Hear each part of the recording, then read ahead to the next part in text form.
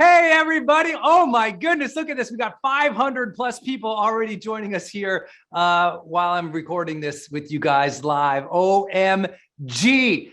Here we are in this important moment of our lives where we get to ask, what should I be doing with my life? How can I find some more aliveness, some more connection, some more meaning, more growth? And that is what has brought us together here today. If this is your first time ever with me in a live broadcast, what's up? I'm Brendon Burchard, founder of Growth Day, the world's #1 personal development app, mostly because of you guys, spreading the message about what we're doing, telling people about all of our tools, our coaching, our community, and most importantly, the positivity of this community. You think about all the messages in the world right now, all the difficulty, all the vitriol, all of the stress, all of the anger, all of the division, and then you think about the messaging of Growth Day. That idea that you are stronger than you think, you have more potential than you could possibly fathom, that by mastering your mindset and your habits and improving your relationships and seeking influence to make a difference in this world, we sound different and we are different. That if you showed up for something like this today, I want you to immediately begin by giving yourself some gratitude, by following that impulse in your heart that said, I want to improve. I want to feel better. I want to get better, because self-improvement is ultimately about societal improvement, right? It starts with us. We got to get our house in order. We got to get better. We got to improve ourselves. We got to find integrity and congruence and joy in our own hearts before we can ever improve the world. And I believe that by making that daily decision here in Growth Day together, we're doing that.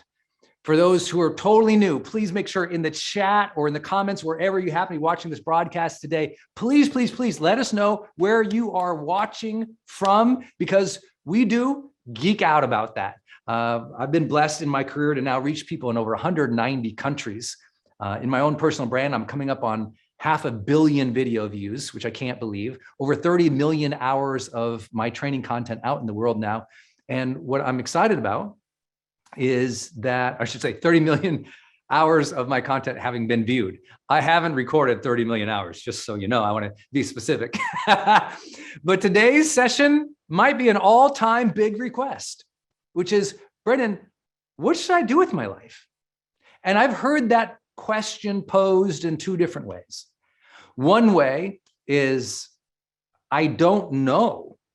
I feel lost, or I feel depressed, or I feel like I'm away from my purpose, or I don't know what I really like. I don't know what makes me happy or fulfilled. And sometimes in that way, it's coming from a perspective of really feeling lost. And I don't judge that. That's what people say. And I felt that too. Or sometimes I hear it in a way of like, it's motivated, it's energized, there's an aliveness behind it. It's like, oh, wait, you know what? I realize now I have personal power. I realize now I can do whatever I want to do. And I'm excited to do something that's more me, more passionate, more purposeful. And there's energy of enthusiasm and optimism behind it. One is discouraged, one is empowered. Either way, we're here. So let's go. Let's go wherever you're meeting me from. I might be really annoying for you today. Maybe if you're in that place where you're discouraged and you're caught in up all this cultural mess that we're in right now, and the media and all the negative vitriol out there, maybe it's hard to hear my enthusiasm for your future. But my enthusiasm for your future comes from science. And that is, I've spent 20 years in human behavior change now. 20 years in human behavior change. I have spent what feels like, the vast majority of my adult life studying this topic through psychology, through neuroscience, through high performance studies, through philosophy, and learning what does it really take for people to live an extraordinary quality of life that they architected, not that they were born into or lucked out of, that no matter where they came from, across personality profiles, across the world, no matter where they were born, no matter what they were capable of, no matter what privileges they had or what difficulties they endured day by day, what are those things that we can all move the needle on to make life exceptional? And who wants that for this next year? I can see some of your faces out there. I see you. Look at this. This is crazy. We got over 600 people now in here, guys. Isn't this amazing? Come in here together. Hi, David. Hi, Bonnie. Hi, Ravi. What's up? I see you guys. Hi, Maria. Hi, Elaine. Thank you for joining us. I know we got people from all around the world. Hey, Brenda. We have people from over 70 countries who are Growth Day members. Roberto's in the house. Benoit, Alejandro, Sonia, Lakesha, Sheila. I actually see your faces. Hi, Diane. What's up, Kristen? Hi, Eugene. What's up, Katya? Randy. I see your faces. And what I'm enthusiastic about is no matter where you're at in your life, you can change, you can improve, you can make a difference. Wherever you're at in your relationships, you can deepen them, start them, improve them. No matter where you're at in your career, there is so much more mastery and abundance and impact available to you. No matter where you're at in your health, you don't have to feel so fatigued and tired and exhausted all the time. There is more energy for you. And I'm not a guy here selling hopium. I'm here to tell you that there are scientifically really well-researched methodologies for taking back control of our life. Because you're gonna hear me talk about this a lot today. The answer to what should I do with my life ultimately comes down to you taking back control of it and being more intentional for what you want. It begins with taking back control. It begins with personal empowerment. It begins with living each day with a little bit more intention, a little bit more congruence, a little bit more alignment to the things that matter and bring you alive. But I'll tell you the answer. If you've been with us in Growth Day, you know that triangle. And that triangle is, I discovered after 20 years of coaching people, no questions asked, no matter what you've been through. Every person I've met on this planet, traveling the globe, speaking to arenas of 20, 30,000 people, coaching celebrities, CEOs, heads of state, Olympians. I don't care if it's someone who I met for the first time, she's just having her first mom and she's overwhelmed and I'm working with her, or it's a group of people, or it's a corporation. The answer is we all want these three things, more of them. And it's about aligning towards them. The first thing we all want more of is a sense of aliveness, mental aliveness, physical aliveness, spiritual aliveness, that sense that you might call more of the positive range of emotions, right? That aliveness that comes and we feel when we have joy, when we feel love, when we feel enthusiasm, optimism, readiness, confidence, excitement, when we have adventure, when we have that sense of intellectual curiosity, when we have those things that we're passionate about or obsessed about in a healthy way, that just, oh, I love this, and we geek out about it, or we really double down on it. That sense of aliveness, intellectually, spiritually, emotionally, physically, we all want more of that. Your job, align with that. Align with that more often. Bring more of that into your life. We'll talk about a lot of the how in this session. And of course, we equip you with that every single day in Growth Day. Another thing we'll be talking about today is connection, that we all want a deeper connection with ourselves and with those around us. What should you do with your life? Research shows across almost every study in psychology and sociology, you should create deeper relationships. You want to know a simple answer? Create deeper relationships. People who create deeper relationships live longer, and they live longer happier. The world's largest study of those who live the longest, they broke it down. What's their secret? They drink a certain kind of coffee, or a certain kind of wine? Is it they live in the blue zones?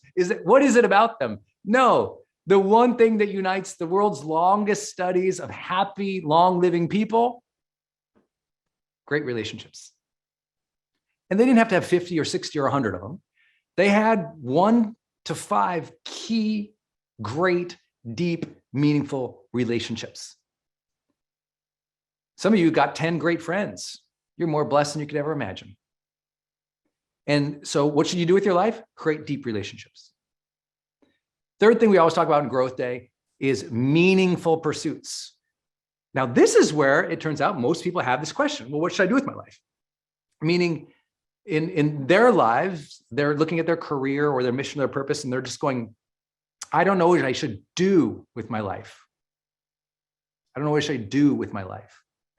And so the answer, though, is in that phrase, meaningful pursuits. Write it down if you've never been with us before. Meaningful pursuits. What should you do with your life? Meaningful pursuits. Now, I don't want to be too prescriptive here because I actually have a new framework for you as well. For those who might have heard these concepts before, awesome. You're going to spend your entire life aligning to that which makes you feel alive, because it will change in your teens, to your 20s, to your 30s, to your 40s, to your 50s, won't it? How many of you felt like what brings you alive or makes you feel great has changed in the last 2 years alone? You know, come on, I see all those hands. Yes, I'm watching you. It's changed. We're different. Life is so much about alignment, not just achievement. We always got to realign to what's more true, more purposeful, more loving, more complete for us at that stage of our life. It changes after you have kids. It changes after you start a company or exit a company. It changes after you move towns. What brings us alive shifts. What felt adventurous and fun in your 20s might not feel the same in your 40s or 50s. That's maturity. That's evolution. That's us growing in our consciousness and our conscientiousness. So I'm here to tell you, it's okay if today you're struggling. It's okay today if you're not sure what to do. But by the end of the session, my job is to weave that model that we've taught you here in Growth Day before. And if you're totally new, great. You got a lot of great answers right up the front. Your job, align to what makes you feel more alive. Your job, deepen your relationships. Your job, pursue those things that bring you more meaning and fulfillment. And in the middle of that triangle, that's Growth Day. In the middle of that triangle is growth. Growth. Because you can be happy and you can have good relationships and you can have a good job, meaningful pursuits. But a lot of people have that and they still ask me, Brendon, what should I do with my life? Even though they have aliveness, even though they have great relationships and meaningful pursuits, and they're still wondering because they sense inside there is something more. That inner side of that triangle right here in our heart, that aspect, that calling for potential, for growth, for challenging ourselves. A lot of people have it dang good, really good. I mean, top 1% good. And they're still wondering what they should do with their life. They sell their company for $1 billion and they're still wondering what they should do with their life. Even though they have it good, there's that impulse to grow. That is not something for you to fear. That is something for you to tap into, love. Never feel discouraged that you don't know what you should do. If you feel an impulse to be or do or serve more, that's a good thing. Your ambition, most of your life, you were taught to run away from it. People thought, oh, your crazy dreams. Oh, who do you think you are? Who does she think she is? Well, she's somebody who appears to be living her life unconcerned with who you think she should be. That's who she is. Good, go. Let's go. I think what we have to realize is that you have an opportunity to grow. And because you know that, because you feel that in your heart, you're here today. That's what makes Growth Day so amazing, is we all know it in our heart. There's something more. There's something more. I ask it in the first sentence of my book, The Motivation Manifesto. Why is it a people so blessed with the heart of a lion consent to live as mice? Woo! That'll punch you right in the face, that first paragraph of Motivation Manifesto. If you need a good read this time of year, check that one out. But I bring all this up because today I got a new framework to share with you. I'm going to share some things, what I've learned in coaching people all these years, and I hope that will serve you. And for those who need some more individual attention, we'll have some answers for that as well. As many of you guys know, if you're watching this and you're in Growth Day, we provide free group coaching sessions where you can hop on and actually talk with a coach and get a little more clarity one-on-one. Obviously, I'm broadcasting to what looks like over 1,000 people between the different Zooms and the groups and the apps and wherever we're at. So if you want that individual attention, we do free group coaching sessions and you can schedule or sign up for that. My team will put that in the chat. And if you want me to help you figure out your career, that's different because I have a specific career. I'm in the creator or influencer career. I have a mastermind for that. That requires an application.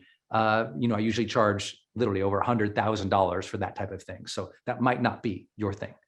My job here today is to provide a new framework for you, to remind you of some of the things you already know, but maybe they're not common practice. They're common sense, but not common practice. And to help, I hope, empower, inspire you with some new frameworks. I'm going to begin today. I thought of like, how can I do this in a way I usually wouldn't? Now, I wouldn't usually begin with do's and don'ts, but that's what I want to do today. I shared some things you're going to be doing. You're going to realign to that which brings you aliveness. You're going to deepen your relationships. You're going to pursue those things that bring you more meaning and fulfillment. And you're going to tap into that impulse to grow now at this stage of your life, unapologetically.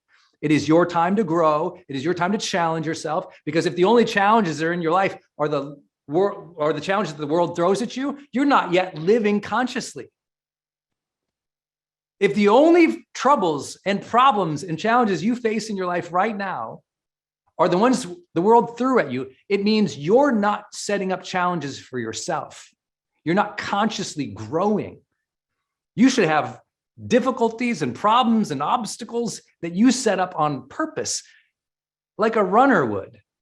If you're a runner, you could go out for a run every single day, but once in a while, runners going, you know what? I got to put a marathon in front of me. I got to put a, 5K in front of me. I got to put I'm going to run up that hill that's 10 miles. They got to put the challenge in front of them. Everyone can, figure out a way to run, but a professional says, I'm going to put some obstacles in front of my way. And you're a professional striver. If you're in this growth day community, you always hear me call you a striver, because you're striving for that potential. You're willing to put up, hold that spear of purpose in the morning, which is intention, and throw it out there as far as you can. And then march diligently and faithfully towards that spear of purpose, that intention you cast out that day. Pick it up the next morning, throw it again. You don't have to be able to throw it 1,000,000 miles or 10 years out with your goals or to the end of your life or your life's purpose. But every day, starting with great intention to become the best person you can be. That's what you should do with your life, and you should write that down. What should I do with my life? Start every day with the intention to be the best person I can be. Write it down.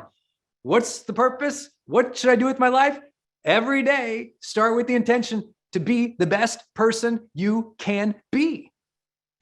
Most people just get up and go, where's the coffee? Can I make it through the day? You, our Growth Day members, strivers, people who understand the power of personal development and self-improvement, people who make self-improvement a way of life. You read the books, you listen to podcasts, you take the courses, you go to the seminars, you do the deep work of being in Growth Day, you track your habits, you work on your mindset because you're tired of being unhappy and you also want to be a better human being. Those of us who are striving for that potential, striving for living our best lives, that's what unites us. And you and I both know lots of people who don't do that. That's why I admire you. I admire you because you're willing to do that. You're willing to show up here today, to ask some difficult questions, to do the hard work. And I'm going to begin with a list of don'ts. I've got a list of 5, 6 don'ts here that might help you. And this comes from all those years of coaching people. I realize when they're trying to figure out what they should do with their life, they sometimes don't start in the right place, or sometimes they kind of screw it up along the way. Hands raised as well on this side. This is not a preaching session. I hope this is a sharing session. I've been through it as well. I've had plenty of those dark nights of the soul where you sit there and going, what am I doing? This thing didn't work. She said that. Is this going to pan out? That failed. They're making fun of me. I mean, gosh, I've been through it just like you have. I've been fired. I've been laid off. I've had deals fall through. I've broken most of the bones in my body, not on purpose. I've had a lot of accidents and trauma and difficulties in my life, just like anybody else. But along the way, personal development has saved me every single time. And so I think by doing the work over the long term, we can really change our lives and make next year extraordinary. And who's ready for that next year? Like having a more extraordinary life, a more extraordinary year. That's a dedication. That's a proclamation. You should write it down somewhere. Capture it in your notes. This is a day of proclamation, not me making it for you, you making it for yourself. It's what we call a declaration. It's a demarcation line in the sand. You must have those demarcation lines in the sand in your life where that was how I used to be. That's what I tolerated before. That's what I used to be about. And today I change. Today I become more intentional, more conscious, more loving, more thoughtful, more powerful, more capable. Today I work on myself. Today I put myself in motion, even if, like me, you're a hot mess. Okay. It's okay to be a hot mess. I just want you to be a hot mess in motion versus a hot mess discouraged, sitting there, never taking action to see what you're really made of. Because what you are made of is potential that was gifted to you beyond you.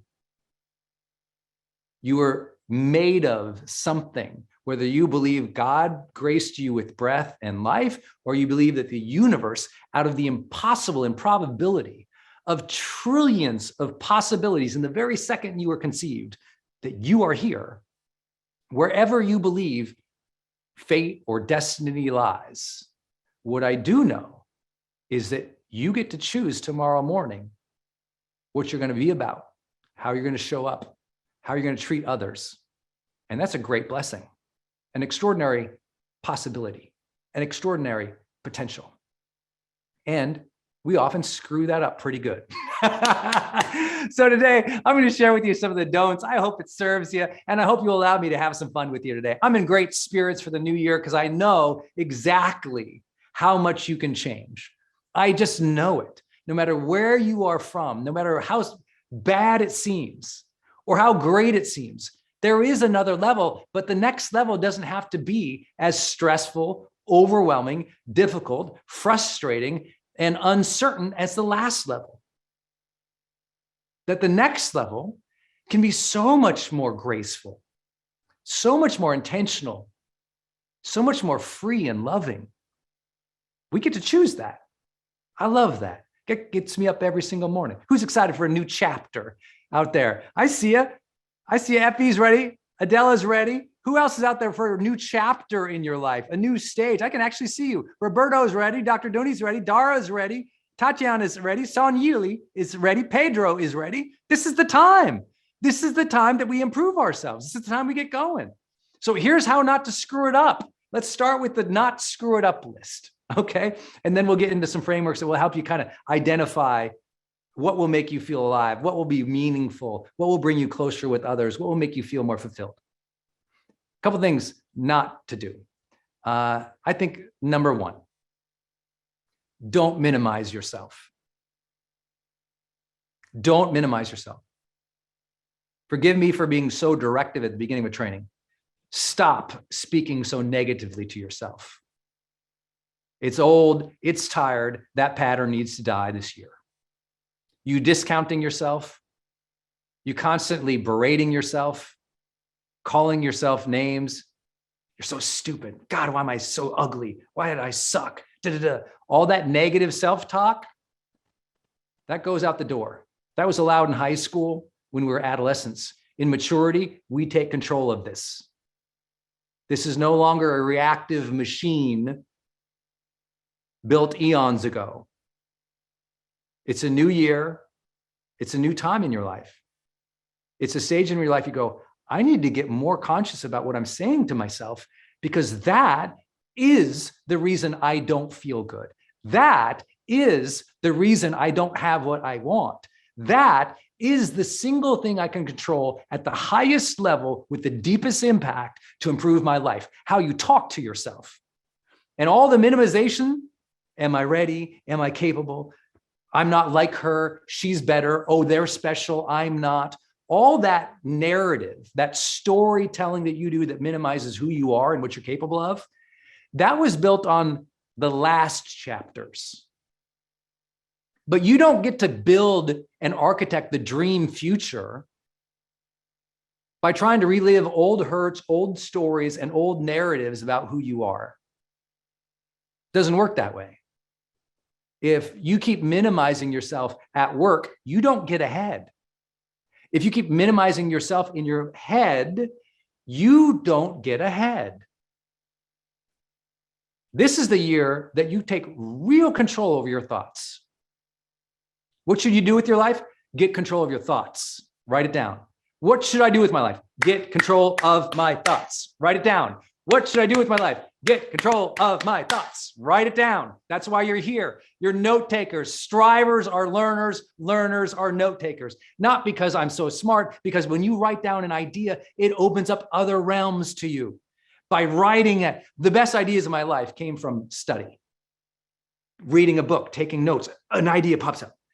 Being in a seminar, being in a broadcast like this, writing down, something comes up. This is the time for you to capture these ideas. What should I do with my life? Take control of those thoughts. OMG. Think of how many times you've questioned yourself right out of a good opportunity. That stops today. Think of how many times you thought you should express yourself and really share with your spouse or someone you loved or cared for what you really felt, what you really believe, but you thought, oh, that'll only cause conflict, or I'll look stupid, or, I don't know. I always, every time I do that, I mess it up. And so you close the door on that opportunity for vulnerability and realness. It stops today. Why does it stop? Because you decide that you choking the life out of yourself is not the path forward.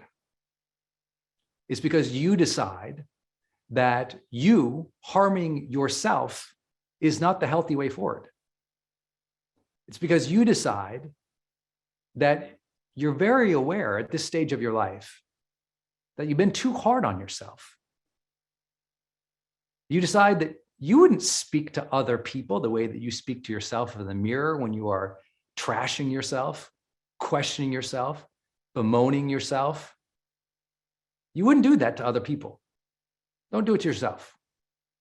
Why does it stop? Because you say, I'm going to get mindful of my thoughts. How? You're going to start journaling. You're going to open up your Growth Day app, and every day it asks you what's on your mind. You're going to capture it, and you're going to start noting, is what I am writing and capturing and thinking of a positive nature that is building my future, or of a negative tonality that is destroying my future? Because you don't get any other choices than that.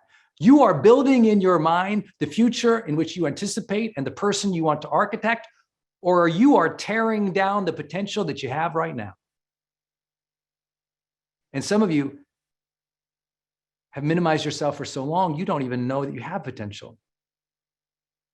And maybe sometimes you need a new mentor. Maybe sometimes you need a broadcast like this. Maybe sometimes you need to be in a group like this or a community like this to remind you, holy cow, you're still upset about something that happened 5 years ago. If something that happened years ago, a tragedy, a trauma, a difficulty, something that you haven't gotten to get over, and you've done the work, you've done the mindfulness work, maybe you've gotten a coach, you've read a book, you listen to all the podcasts, and you're still struggling with them, then this is Mental Health Day to say, get a therapist. Seek to work with a professional to work through those issues, because you deserve a better future. But sometimes you got to have freedom from the past first. But I can share with you the heart of all of therapy, coaching, personal development. It all comes back down to self-awareness. And the first thing we must be mindful to is what our mind is telling us. And today, we stop minimizing ourselves. For those of you who wanted to go to that next level in your life, and you just wondered if you could, you will never know until you make the gallant and the faithful attempts. You will never know your full potential sitting rested. You will only know your full potential in motion, in action, in trying again and again and again, in adopting the learning mindset of life. Oh, I can learn. I can change. I can learn new things instead of being stuck in the fixed mindset that, oh, I guess I'm like that because I was like that as a teenager, or I was like that in my 20s, or gosh, I was so crazy in my 30s. I'm here to tell you today, when it's a demarcation line, you get to now choose what you are about, what your life will be about, what you're going to build. And it starts in here. There is no more vital focus for you in your life than managing, understanding, and improving your self-talk. It's why Growth Day as a tool is so important. It puts positivity, inspiration, and research-backed prompts in front of you every day in the app. You go to the journal, press one of those growth prompts, and it's going to ask you something about your life or prompt you to write something about your life that has a positive bent towards it. It's teaching you to write and reflect in a positive direction. That's why the research shows it's so powerful in changing your life. This is why I want you to understand engaging in personal development in any way you can every day, in our app or something else, every day engaging in personal development, it's rewiring that self-talk. It's why I listen to so many personal development podcasts. It's why so many of you guys listen to the Brendon Show on repeat in your workouts.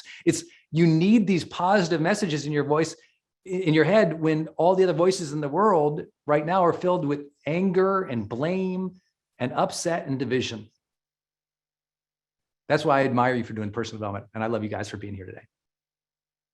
First thing, don't minimize yourself.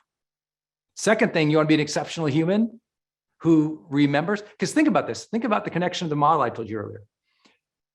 Don't minimize yourself. Well, that means you're more likely to have more aliveness in your life because you like and respect yourself. You have esteem because you aren't speaking negative to yourself. Remember connection? Well, when you don't minimize yourself, you're willing to be vulnerable and open with people because you don't fear their judgment as much, because even if they have judgment, you're not going to speak bad to yourself. You're not going to label yourself just because they have an opinion. Think about meaningful pursuits. You're more likely to go for it, to chase that dream when you're not worried about whether or not you can, because you'll figure it out. You trust in your ability to figure things out, so you're more likely to pursue things. That's important. So that don't is a big one, a vital one. You all like that one? That's just like, bam, I'm hitting you with a sledgehammer right up front. That's so huge for you. Master that self-talk. Now you want to be a great human being? Moving on to connection a little bit. Don't minimize others. I have this saying, judge less, feel better. And a lot of people thought, I started a big, huge movement about this in the first year of the pandemic. And a lot of people thought I meant just about the self. Judge yourself less and feel better. They didn't understand. I was also teaching, judge others less and you will feel better. You know, all that impulse we have to go online on our phones. I guess this is the universal symbology for phones. I don't know why I just did that, but here you go. But you know how we go on there and we just, and we want to judge them. Oh, look at her shirt. Oh, look at that, he's stupid. Oh, he said this, but it's not complete. What an idiot. That impulse to judge others has now been baked into you by a million motions. Here's what I mean by this. This thing right here. Every scroll, every swipe. Did you know that's training your mind to judge? Think about it. Do I look at it longer or not? That's a judgment, isn't it? Is this worthy of a heart or not? That's a judgment. Is this worthy of a like, a share or not? That's a judgment. So what's happening is millions of times now, over the last, since 2007, we have been taught to swipe, turn, scroll, like, judge. And that judgment has built so much into us of an immediacy impulse to judge someone so fast. And we judge people so fast right now. And often, what is that judgment? Good, bad, positive, negative. That's almost it entirely. And as soon as we do that, good, bad, positive, negative, the more that we tilt towards negative, because our ego gets in there. It's safe to have an ego from a distance so we can judge other people. The more that you contribute to this mess of negativity online, the more I promise you will feel the need to ask, what the hell am I doing with my life? Haters don't like their life. And what ends up happening is the more judgment you issue out to others, meaning the less you're compassionate, understanding, empathetic, open, thoughtful, kind, then the more likely it is that you are suffering inside and causing more suffering. The more judgment you have about your neighbors, the more miserable you end up inside. What do you think about that? The more judgment you have about your neighbors, the more miserable you end up inside. That person quit the job, you hate them, you judge them as idiots. Oh, that person, did this thing that you didn't like. Oh, they're idiots, I hate them. The more that you do that, the more in your heart, the negative energy starts to pervade. And the more that negative energy pervades, the less in tune you feel to the life that you desire. The more negativity inside for others, the less in tune you feel to the life that you desire. Because you're stripping away that human desire and need for connection. And if you're a person of spirituality, of that universal belief in oneness, that we are all on this planet together, that the human story that you have is the same story as I have, even if we look different and we're from different places. You have days of progress and you have days of struggle. And guess what? So do I. So does your neighbor. And so does that Democrat or that Republican or that Tory or that person in that other department or that other policy, all the ways that you separate and we create these constraints in life, the more we end up harming one another. I have to share this with you. If you minimize others, you're doing the same harm to yourself as when you minimize yourself. By judging them, you are unconsciously judging yourself every time. By judging them, even if you don't feel that that's true, you're like, no, I'm not judging myself. Well, by judging them, you're placing yourself on a superiority plane. And from the place of superiority, we tend to make almost every mistake in our lives. When ego takes over, your life gets wrecked. And then one day you go, what the hell is going on in my life? Well, what's going on is the ego was at the reins, not your heart. Not compassion, not empathy, not love. Ego is winning, not love.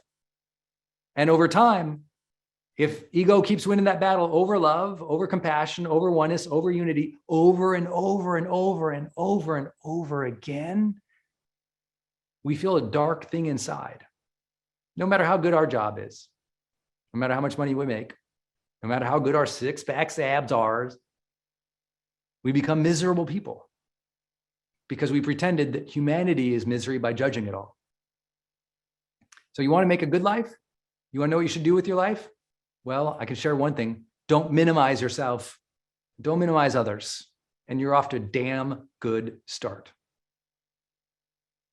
I hope this isn't too much for you guys. Enjoying this so far? I know it's throwing a lot at you here today, but I thought, well, if we got 800 people just into one Zoom I'm in versus the others and the app, I don't know what's going on in this world. We're ready for this conversation. This is a good time to be in Growth Day. I appreciate you. If you like these comments, if you like this thing, do me a favor, even while we're here, hop on Instagram, tell me thank you, say that you love Growth Day, send out people to growthday.com, tell them what's happening in this world today. Say, hey, there's a positive place. These guys are talking about meaningful things in life versus politics.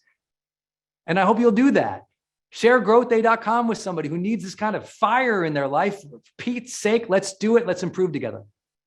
Second big idea I'd like to share with you here today as a don't. I think you guys are gonna like this one. The other one was pretty heavy. This one, you'll just lack. You're gonna celebrate. You're gonna be like, yeah.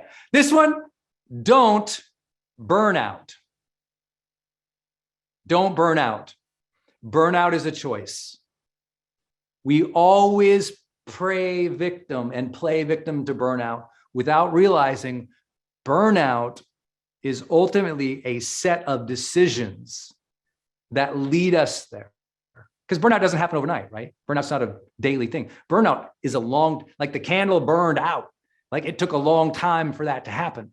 So burnout is a series of decisions and habits that lead to complete overwhelm, exhaustion, fatigue, stress, where you're at the end of your rope, but that means you've been letting out the rope too much or climbing the wrong rope too long. And I don't know what to do with the end of that metaphor, but you get the idea. You're at the end of the rope. Burnout is real. Who had some burnout in the last couple of years? Be honest. I had about a 3-month bout of it during the first year of the pandemic, and it was intense. And I kept thinking, oh my gosh, I have to. Do you really have to do all those things? Or are you making the choice to do all those things? Or maybe you do have to do all those things, but do they have to be on that timeline that's stealing away from your sleep all the time? Now, of course, there's times of high intensity. You just had a newborn. You just started the business. You just got the promotion. You're trying to improve yourself. There's times of intensity, but even during times of intensity, high performers know we must build recovery into the day, not burn out, then take a vacation, not burn out, then retire, not burn out, then sell the thing. No, we must learn to strive in harmony with real dedication towards our mental and physical health. Wellness is, and the wellness category, and what we teach in personal development with all our wellness-oriented teaching here, is to help you avoid burnout. Notice it's decisions and habits that leads to burnout. Decisions, sometimes saying yes when you should have said no. How many can realize that a lot of the times you burned out was because you should have said no? Set some boundaries.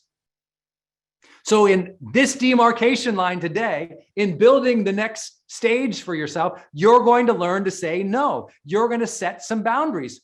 How do you do it? You say no. How do you do it? You set boundaries. Literally, you say, no, I'm sorry.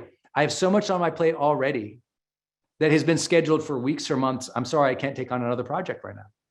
You say, no, I'm sorry, you know what? I've already booked this week and I just can't get that in. I understand that that's an immediate need for you, but I've planned this for a long time. You say, no, you know what? Right now, I'm really booked until December. 12 months out. I'm booked out and you just let them know. You just say no, period. You don't need more training on it. The reason you don't say no more, yeah, you got it, because you're minimizing yourself. Think about that. One way that we minimize ourselves is to make ourselves victim. Well, I don't have a choice. I'm not in control here. So I'll just say yes. I guess I have to please everybody.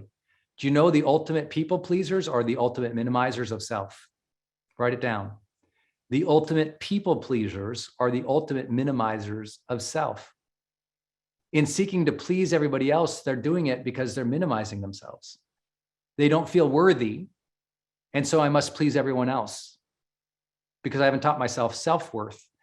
So I find my worth in saying yes and playing doormat to everybody. So at least I can have some control over that narrative that I'm the martyr or I'm the victim, or worse, it's simply because I don't like and respect myself. And I hope that by being slave to their needs, I can find some of that self-worth.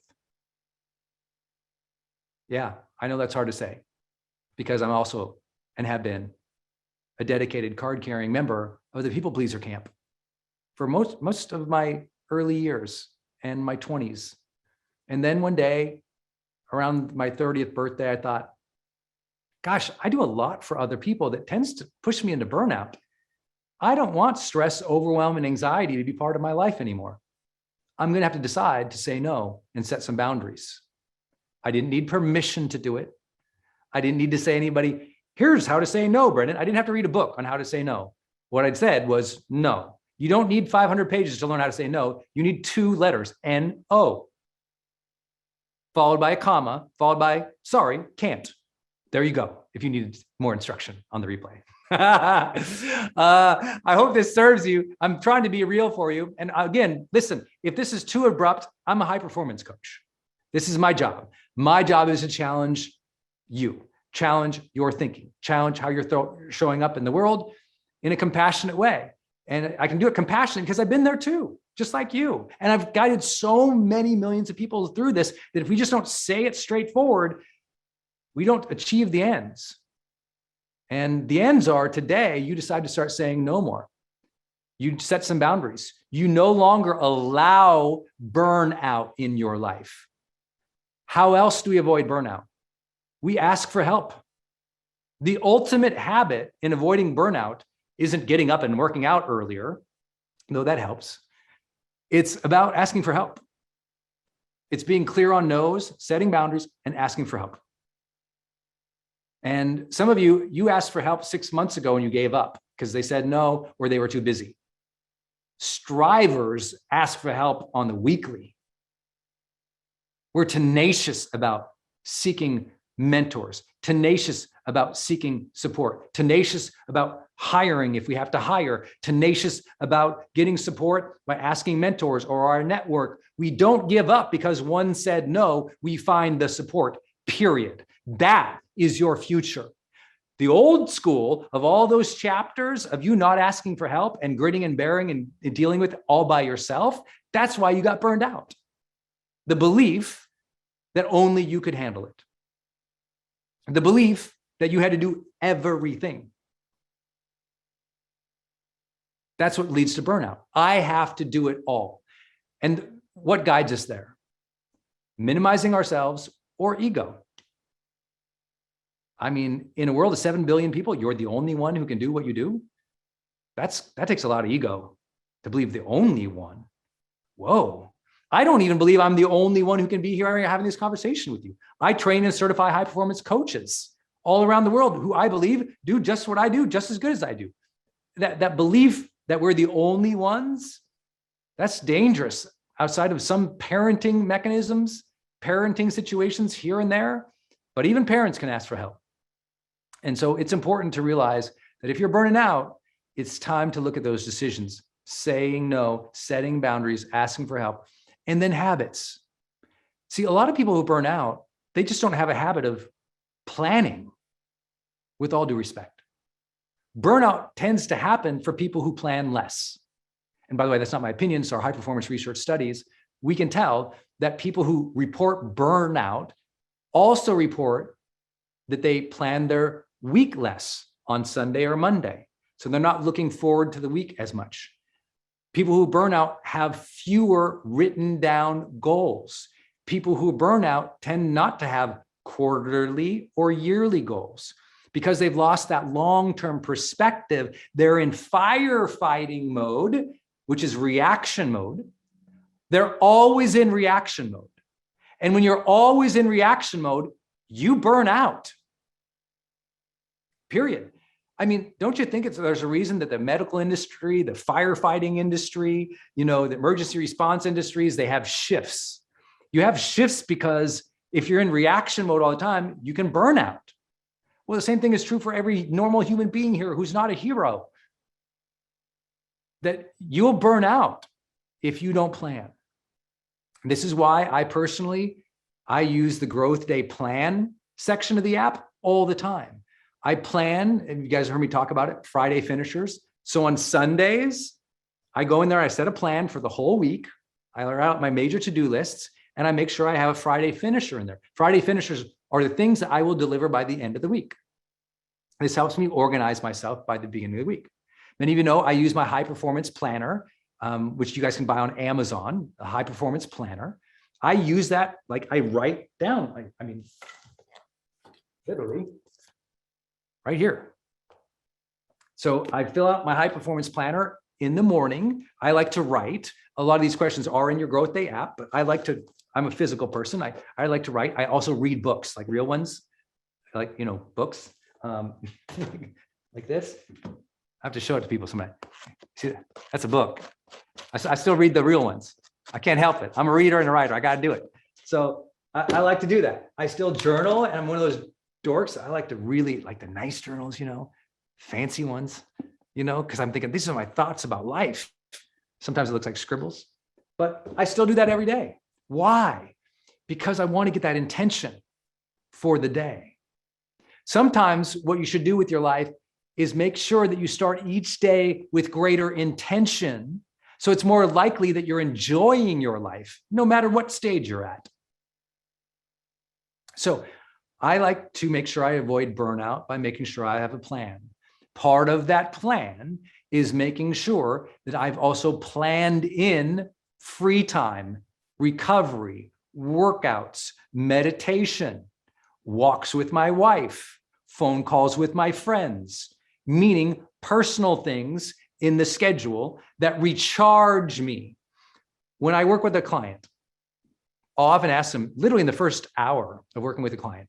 And many of you know, as a high performance coach, I kind of coined that in our industry anyway, and ended up being the person who certified everybody to become a certified high performance coach. And I'm blessed to work with people at the 7-figure level, meaning it's over $1 million for me to work one-on-one with somebody as a client in high performance coaching now. Sounds obnoxious, I know, but listen how simple one of those conversations is. In that first hour with them, I'll often ask them, share with me your recharge schedule. Write that phrase down, would you, everybody? Recharge schedule. What is your recharge schedule? If you don't have one, you are more likely to burn out than someone who does. That's not only obvious and ethnographic, but it's just real. That if you are always just running and reacting, that's the path to the stress and the overwhelm that makes you throw up your hands one day and go, what the F am I doing with my life? I'm exhausted. I'm burned out. I hate my life. A life that you hate is always rooted in a life of reaction versus intention. A life that you hate is always rooted in reaction versus intention. That's why personal development asks so much about intention. One of my great mentors, great friends, and dearly missed friends is Dr. Wayne Dyer. I know many of you guys learned from Wayne Dyer. I did. He wrote a great book on the power of intention. And one of my intentions is to continue spreading his message after he passed away. And he was a great motivator and difference maker in my life. And I wrote the foreword to his last post-life book. And I think about the difference that made in my life to realize how vitally important intention is every day. And then all my mentors I met, as I work with them, as I started working with Oprah Winfrey, she starts every meeting with, what's our intention for this meeting? She says the most powerful word in the world is intention. It's like, wow, okay, we got to get real clear. Every day, the more intentional we are. And here's the thing, when your life sucks, you think, ugh, intention's stupid, because you believe you can't change or move the needle, because that fixed mindset has taken over. That self-talk of minimization has taken over. So you can't even fathom starting the day with intention because you say, I have no choice. But the second you say, I have no choice, you are slave to the negative narrative in your head. You got way more choice than you think. Way more choice than you think. Every person has more choices every single day than they could possibly fathom, from what to eat, to what to watch, to what to scroll through, to who to listen to how to do their work, to when and where, and how to escalate or ask for help. There's way more choices every single day than you can fathom that can help change your life. But it takes that intention. Back to the burnout topic. So often we don't set that recharge schedule. I wrote a whole book literally called The Charge, activating the 10 human drives that make you feel alive. Because so many people were struggling with aliveness. And I had been struggling with it too. I had had a brain injury. I got in an accident in Mexico in 2011. And I was severely injured. I snapped my wrist clean off, broke a couple ribs, dislocated my shoulder, threw out my hip, and ended up getting post-traumatic brain injury. And I really struggled for a long time. I didn't feel aliveness.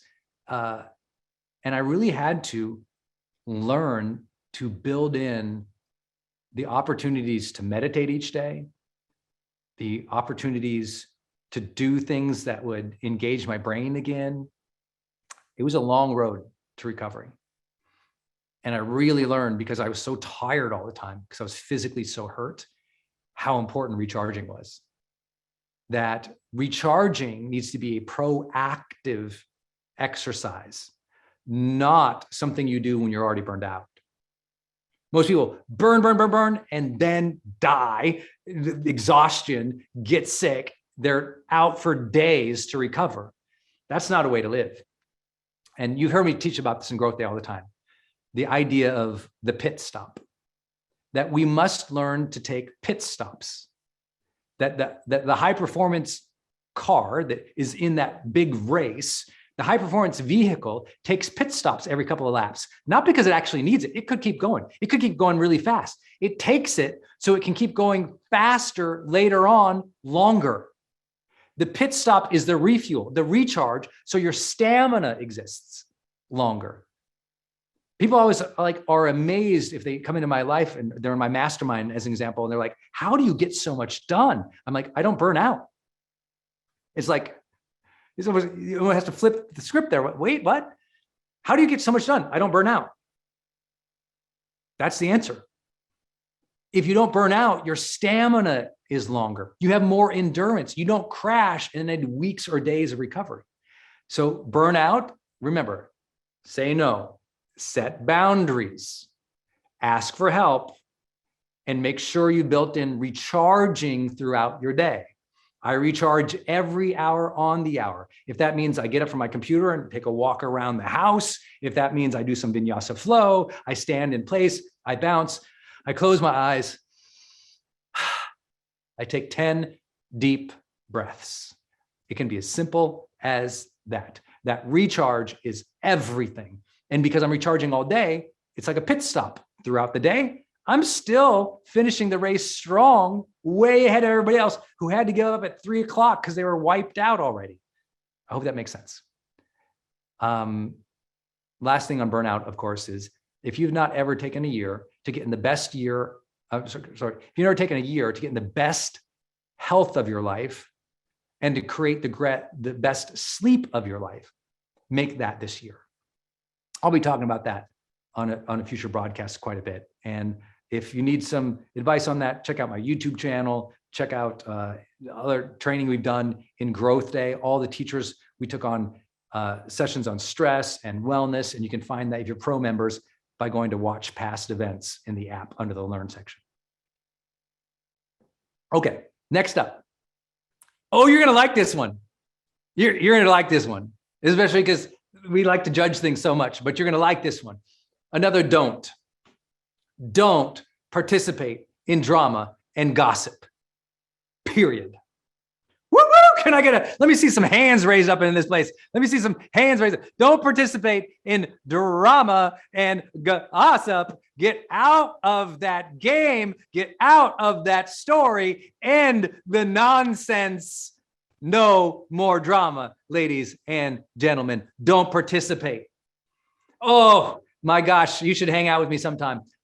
If I go up and remember back in the days, you go into a cafe, you know, where you go get the coffee, I get the green tea, but I go in there and I'll see some people, I'll walk up to them, start chatting with them.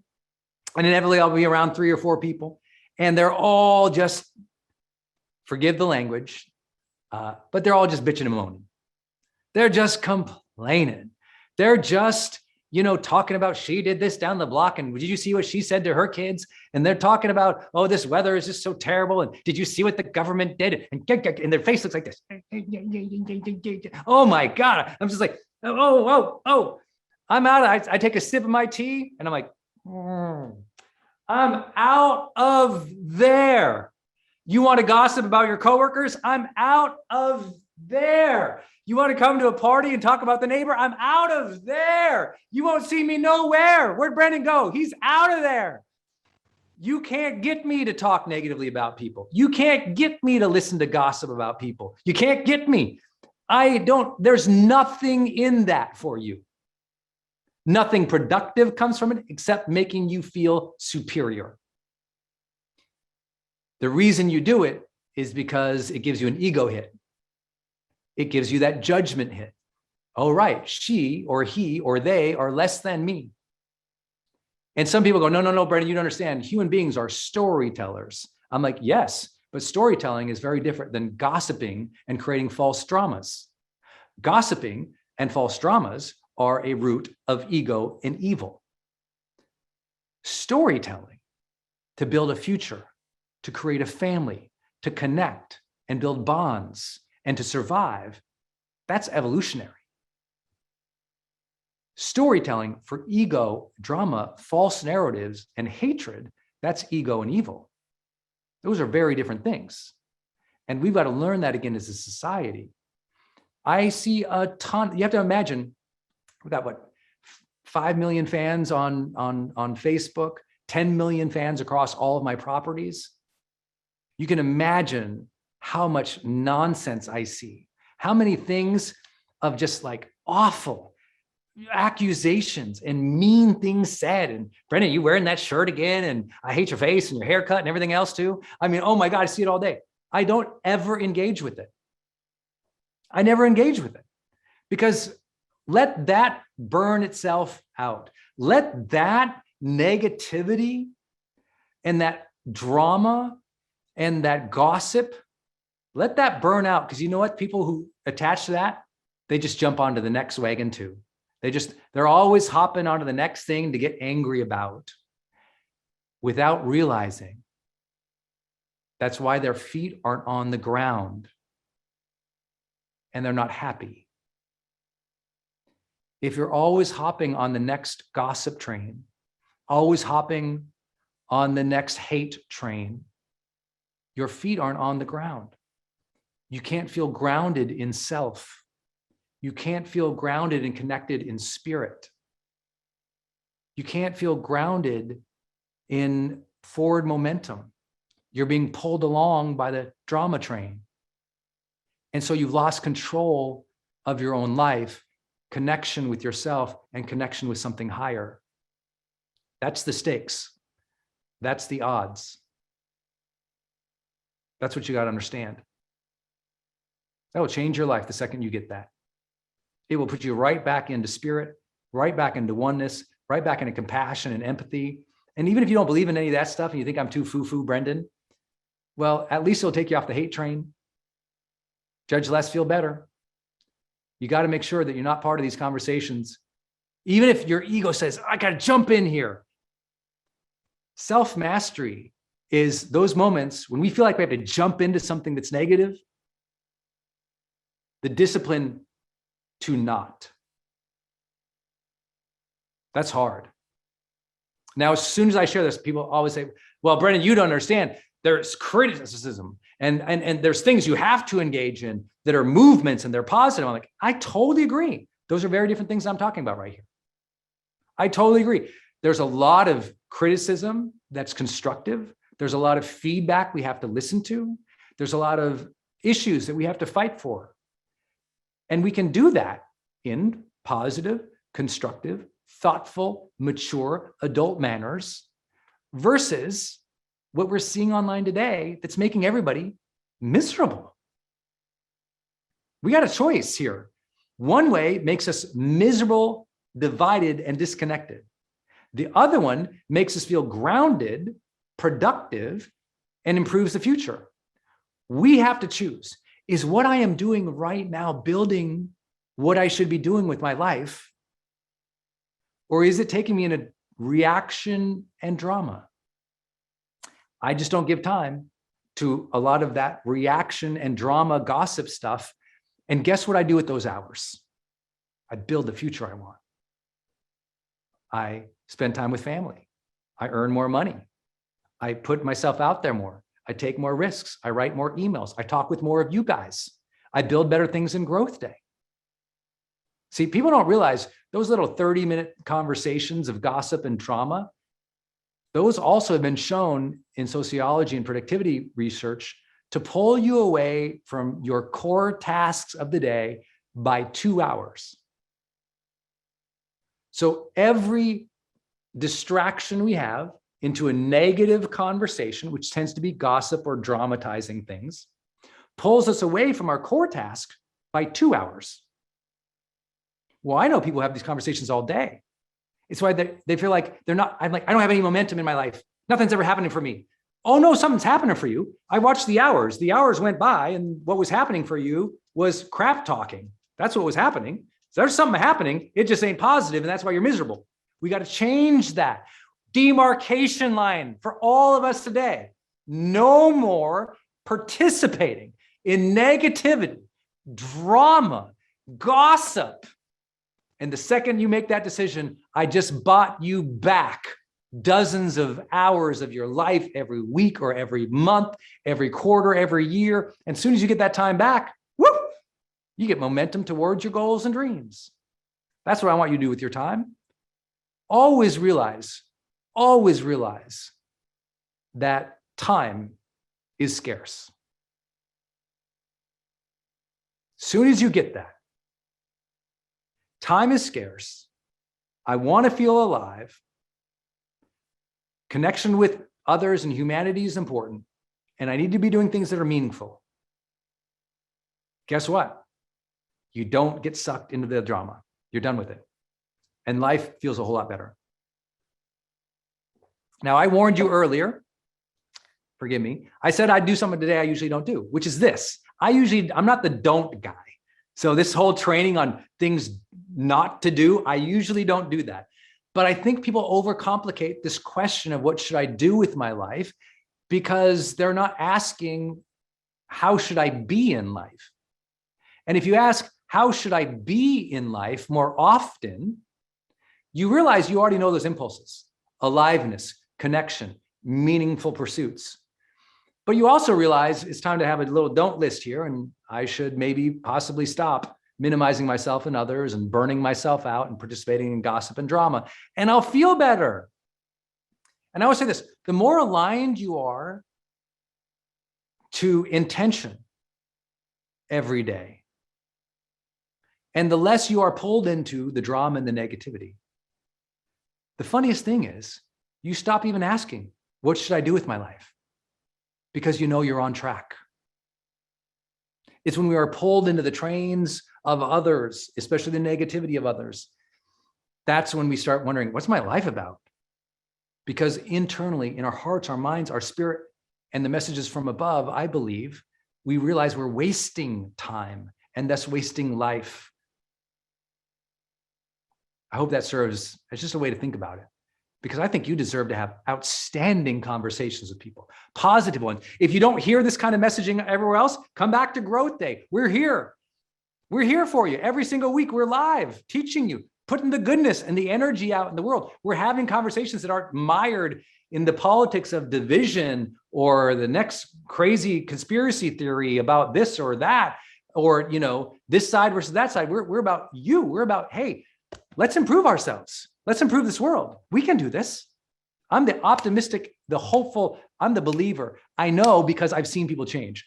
The people who are pessimists have never been paid to help people change their lives. Once you have been engaged to change people's lives and you see what's possible, you go, I'm an optimistic now. Once you've actually read any books in the biography section, remember, that's what these are. You know, you go there. I gotta tease. I'm just doing it for the young ones, just for the young ones. I promise, just for the young ones. But once you've read a few biographies, you're an optimist. Once you see what Churchill or Dr. Martin Luther King Jr. or Mother Teresa or Nelson Mandela or any great leader from the past, what they all went through in building their businesses, leading their revolutions, changing science, politics, and the future of humanity. When you see what they've been through, you realize what's possible. When you work with people, you realize what's possible. If you're somebody who doubts what's possible for yourself, I want to encourage you to do something today. We have a free group coaching session. This is available to all Growth Day members. My team will put that link in the chat. It's a free group coaching session. We're scheduling them all out for January right now. So if you haven't scheduled yours, you can schedule it. And you get to hop on to a group coaching session, usually like 5, 6 people, talk with a certified high performance coach, and just develop better habits and develop a better mindset and feel better about life again. You all deserve that. That's why we make it available for all of our awesome members. Please do understand that you might have quite a few people going to that website today. Next up, the last don't. Well, maybe it's two. Maybe it's 3 don'ts in one. But forgive me. I'm going to try here. But I'll go through it one by one. And I think this will be important for everybody. Don't forget to celebrate and integrate the wins.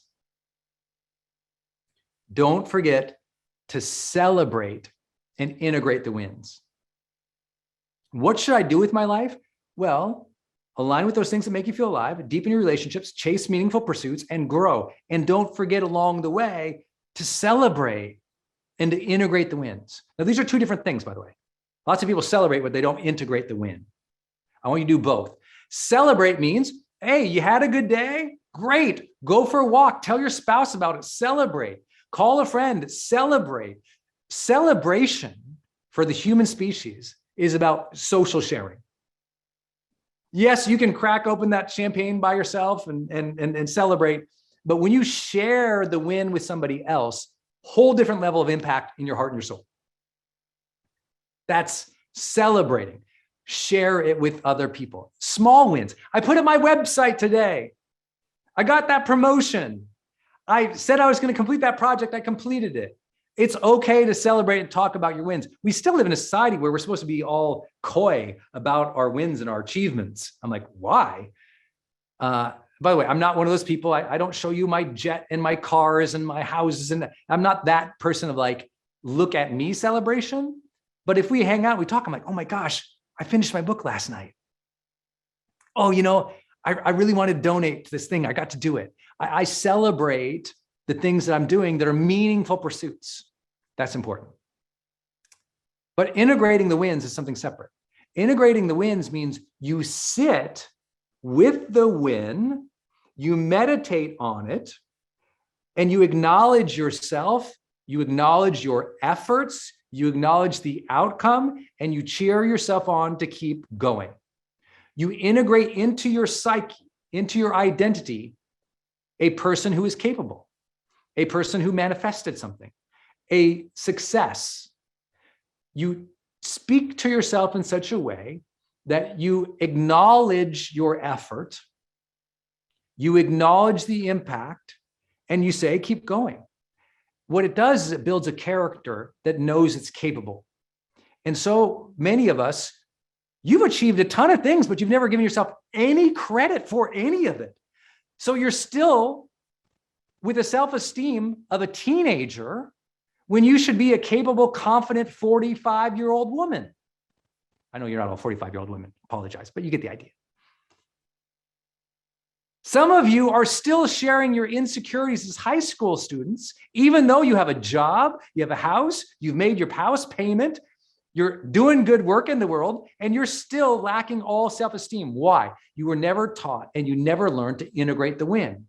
Integrating the win can be as simple as, at the end of the day, to sit down and journal on the good things that happen, acknowledge that you worked hard for it, cheer yourself on as someone who's capable, and tell yourself to keep going. Do that simple. You can celebrate yourself just for being alive and surviving this far. Many of you in Growth Day took Mel Robbins' free high five challenge. Any high fivers out there? Any high five challenge members out there? Let me see here. I got to see who's taking the high five challenge. I'm just kidding. Yeah, y'all get me with these? Yeah. You can still do it in the Growth Day app for free anytime that you want. High five challenge. Oh my gosh. We did that with Mel Robbins. So amazing. What was it? That's a challenge of self-encouragement, isn't it? And it was so powerful for people because so many few people have ever looked themselves in the mirror and actually seen themselves, acknowledged themselves, and cheered themselves on. And some people need to do the Montana style, like Mel and I joked during the challenge, is because, like for me, I don't high five myself in the mirror. I need a lot of work. So I'm like, I'm like a choo-choo train of high fives in that mirror in the morning. I'll tell you what, I need a lot of work, but I cheer myself on. That makes all the difference. Don't forget to celebrate and integrate the wins. Another don't forget to love. I want you to fall in love. I want you to fall madly, deeply, stupidly, beautifully in love. I want you to fall in love with yourself. I want you to fall in love with other people. I want you to fall in love with the process. I want love coming out your ears. I want you to hear someone talking hate and you only feel love and compassion. I want you to recognize the suffering of other human beings and feel it in your heart and your soul. I want you to have that bravery, that courage that is to love. I want you to have it. You got to cultivate it. I know a lot of people, let me tell you what, a lot of people, these last couple of years of my life, coaching these literally billionaires, I've coached 3 billionaires in the last couple of years here now. I mean, let me tell you what, I met them, I met their circle of friends. I've been traveling in, levels way above where I come from, or I even feel like I'm capable of sometimes, but I don't minimize myself. I've been in rooms with presidents. I've sat down across from presidents for hours at a time. I've been in the room where it happens. And many of these people are outstanding achievers, but many of them are unhappy because along the way, they learned to overguard their heart. Along the way, some of them became callous, but the happy ones didn't. They didn't let themselves become callous, dismissive, negative, cut off from humanity. And I asked, there were a couple of them, I started noticing it as a pattern, so I started getting curious about this. And here's what ended up happening, the difference between the two. Those who became callous, those who became happy at the highest levels.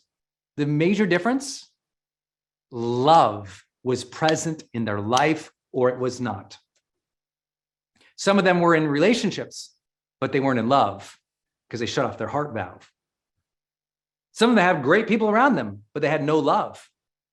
They had a lot of servants.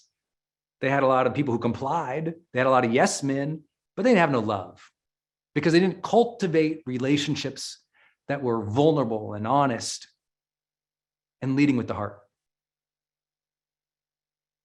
This is everything. This is everything. Don't do all this damn work you're doing without love. Don't travel through this many relationships and this many decades of your life without love.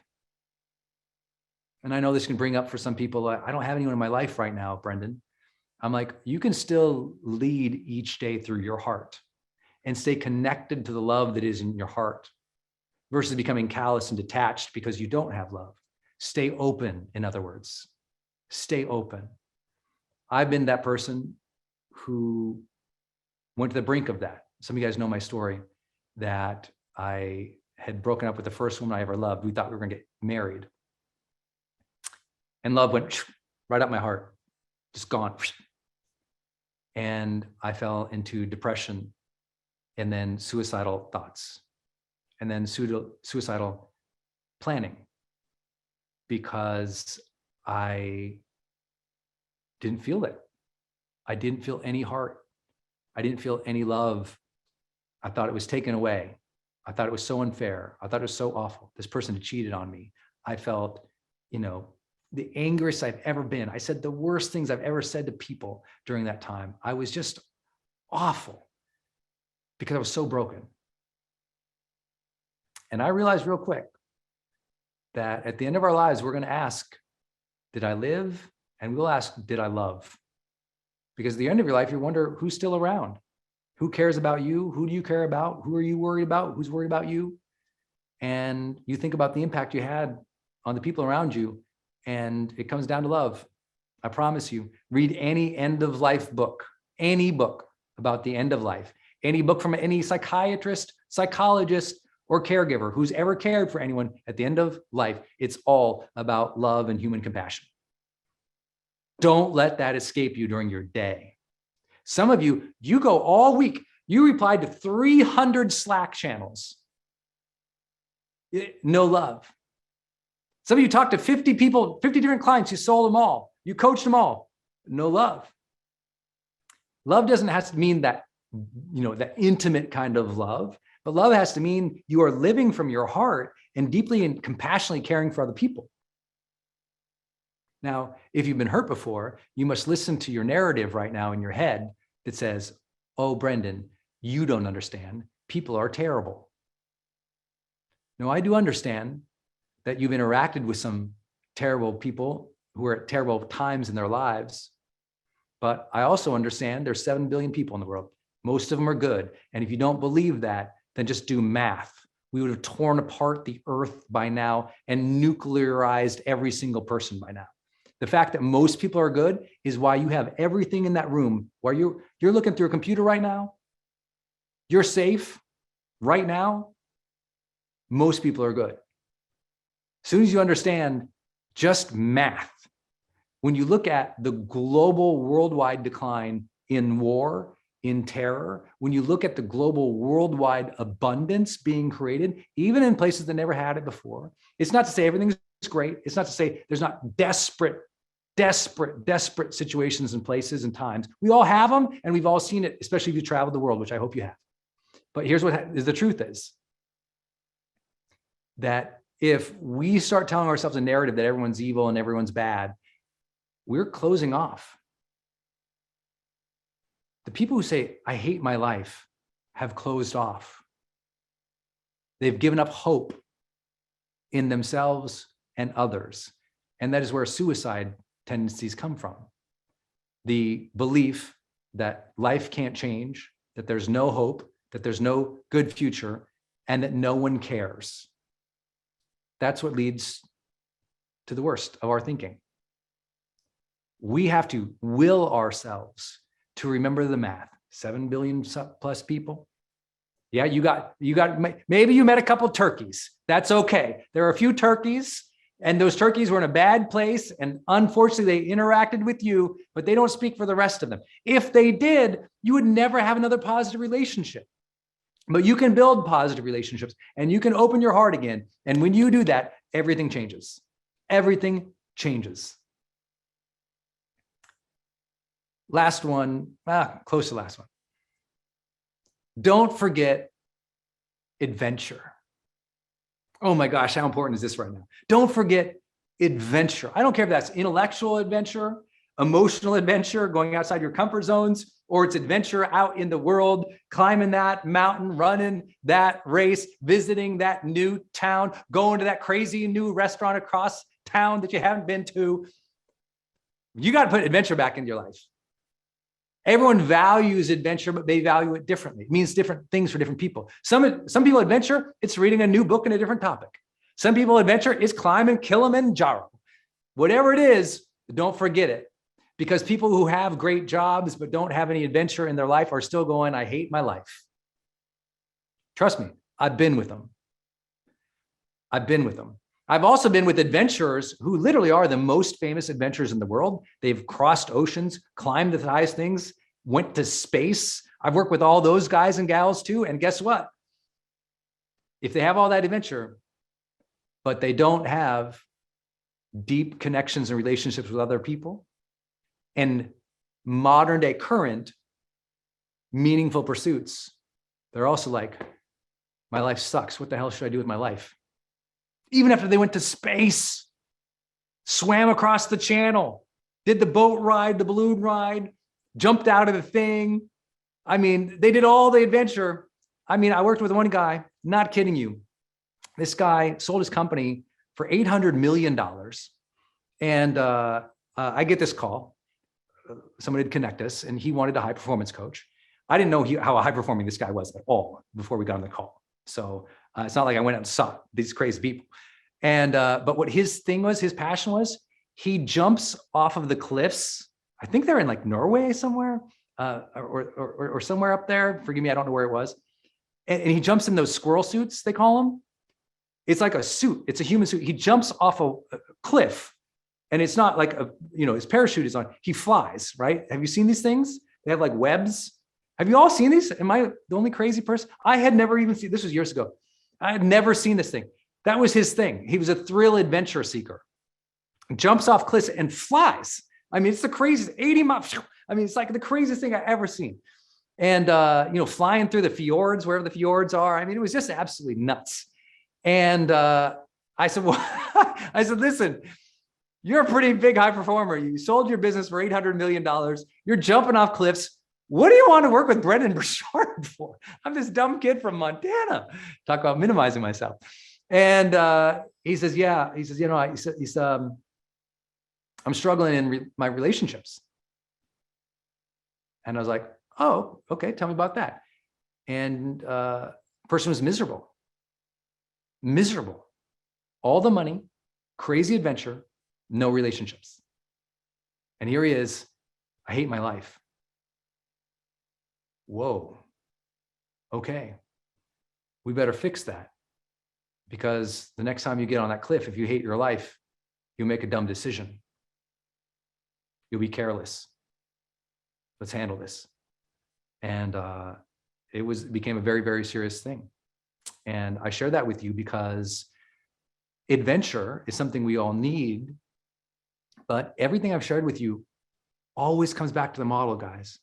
It's always going to be about, we need the harmony of aliveness, meaningful relationships, meaningful pursuits, and growth. It's getting those all in motion that now you love your life. So you're not like, what should I do with my life? You're like, I love my life.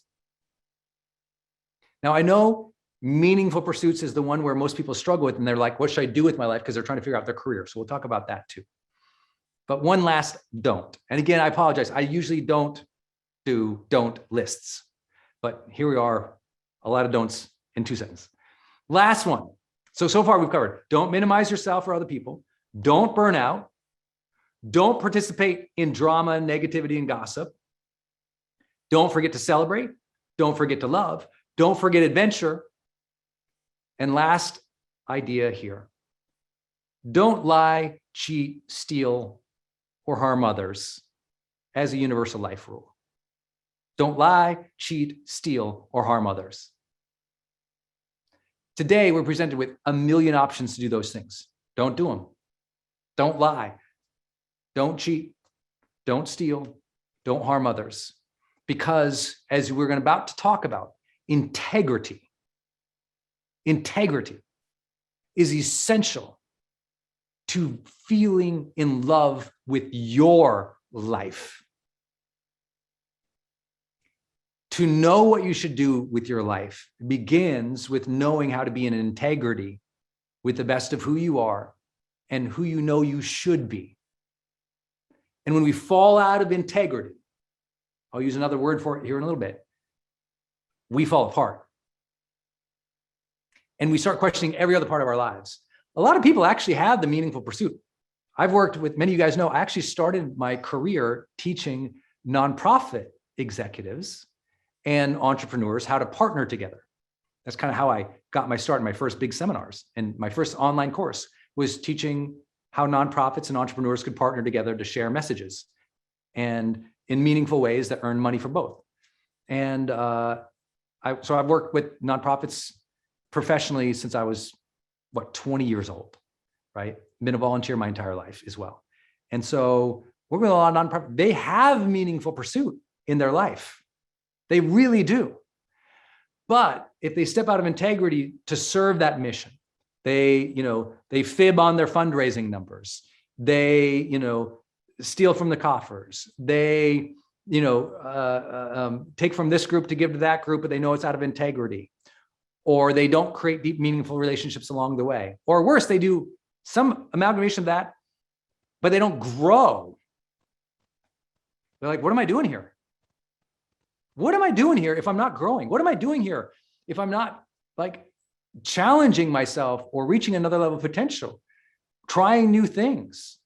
The human psyche needs the variety of progress and trying new things. We need it. Like in neuroscience, we use different language, right? We talk about novelty. the power of novelty, of new things that stretch us. In psychology, we talk about flow, the idea of having higher level goals that really stretch us so much that when we're in them, it's just hard enough, but enjoyable enough that we find ourselves in a flow state where we kind of lose sense of time. It might not be easy, might not be joyful, but we do like the endeavor and like towards what we're working towards. So whether we call it different things, right? We might call it variety is the spice of life in one area, but lots of people have variety, but they're miserable because they don't have deep relationships and aren't growing. Lots of people have variety, but because they're not growing, they're unhappy. So all these things, again, tie right back to each other. But integrity is central, as you're going to see. Okay. I would love to hear so far, since this is new for me, I usually don't do the don't lists. What is your favorite lesson learned so far? Would you put that in the chat here so far? Favorite lesson learned or an aha that you've gotten today before I move on to our next model? Any ahas, favorite lesson learned? Wow, don't minimize yourself. It's coming up a lot, guys. That's great.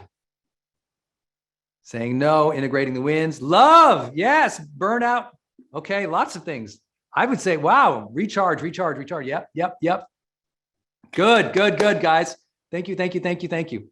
Hey, if this is serving you today, do me a favor. As obviously you can see, we're all doing this session for free for people today. Would you please share growthday.com with somebody in your life today who you recognize maybe they minimize themselves, or maybe they just have more potential, or maybe they just need a community like this of conversation to work on themselves again in a safe, positive space. Just tell people about growthday.com in some way or another. Take a screenshot and just share it with somebody. Would you do that today? You guys are helping us grow this community. They can get a free trial at growthday.com. And if they don't like it, they can leave. If they love it, they'll stick around. It'll be great. Growthday.com. Okay, with that, let me hop into another framework. I'm going to help you visualize the central question that we get, that when people say, well, what should I do with my life? They're really trying to discern what I call their path, whether that's a career path or a purposeful path. They are on that more outcome driven. What should I do?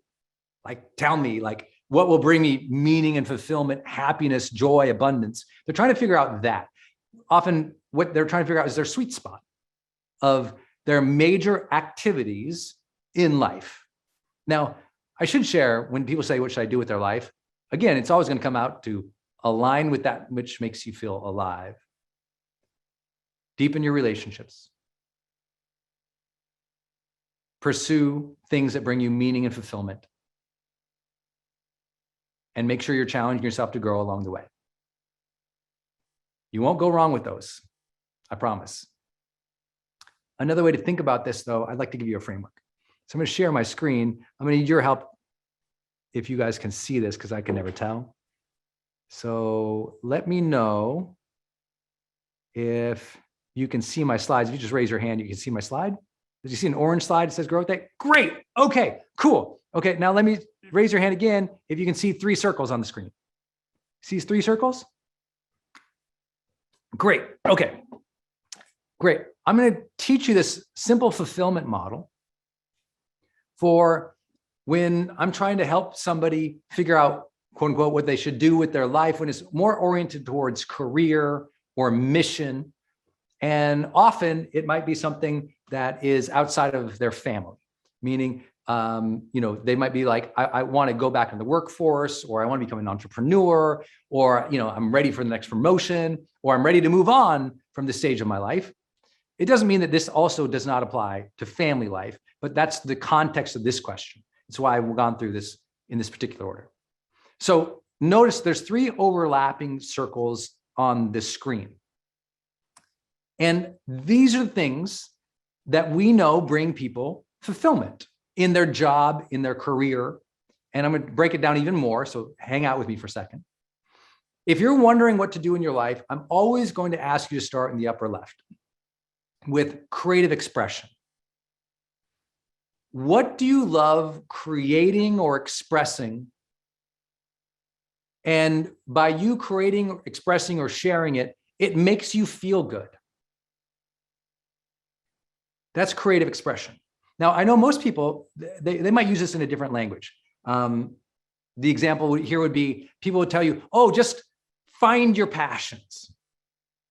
Well, what we found from the research is the things that you're most passionate about over the longest amount of time, meaning you persist towards it as well, is what we would call creative expression. So you find a topic area. At first, you're just interested. You're just like, oh, I like this topic area. This is cool. Then you become more passionate about it. You're like, oh, I'm going to go deep on this. I'm going to take the red pill. I'm going to explore this. I'm going to go deep. I'm going to try to master this. I love this thing. But then the third level of that, you go from interest to passion to creative expression. You love talking about it, leading it, managing it, sharing it, curating it, building it.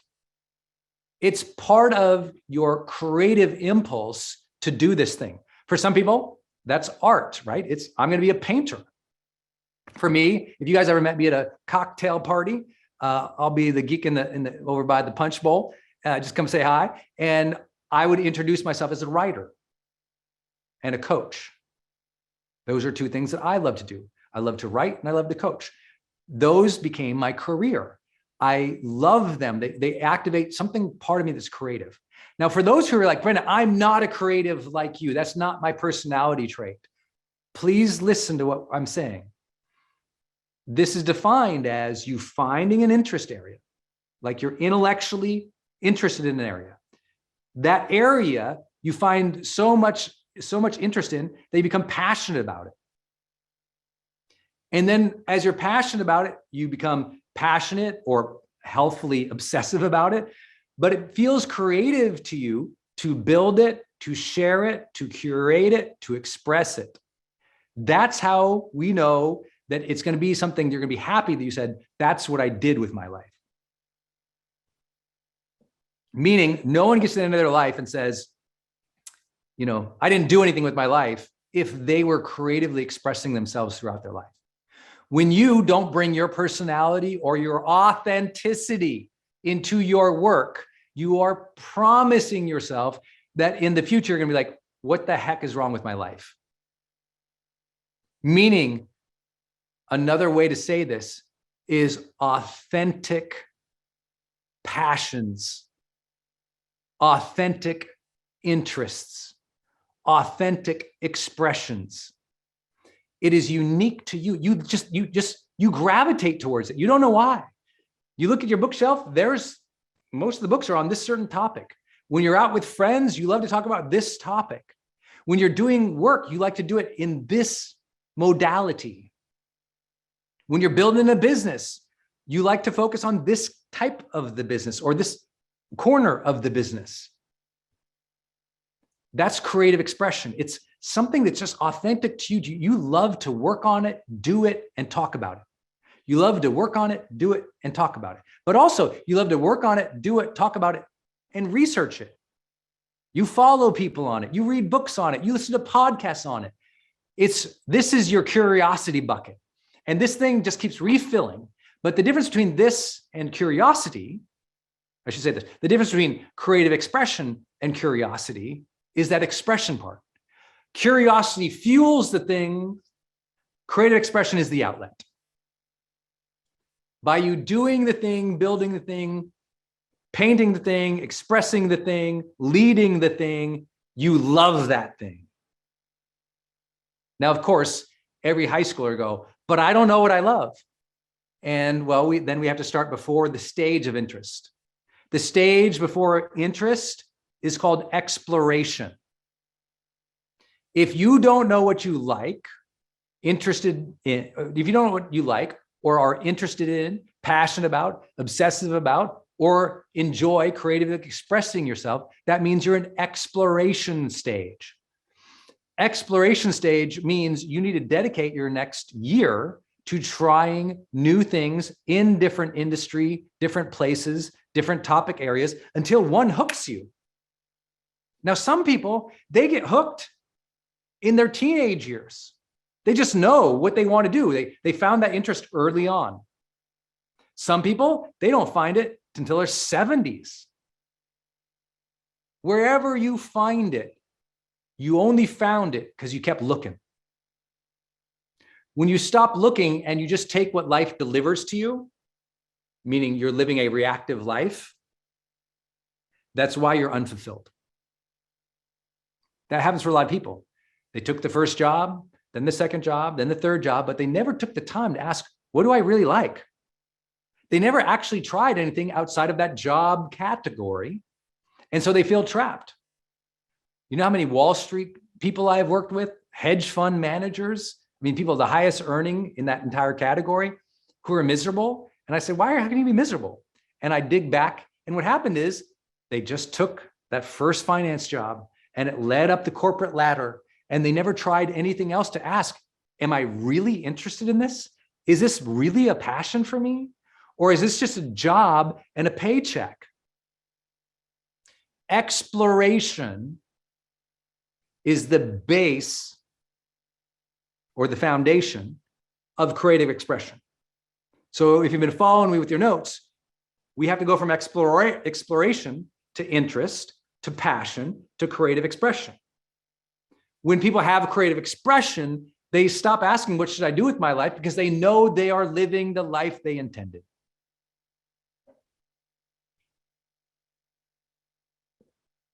The other bucket you see here is contribution. Contribution. Contribution is all about, do I feel that what I am doing has meaningful impact on people I care about? Do I feel what I am doing has meaningful impact on people I care about? That is our sense of contribution. This is so huge, guys. Do I feel what I am doing, giving, serving, leading, building has meaningful impact on people I care about? Oh my gosh, so critical. Every word in that sentence is delicious. I want to eat it.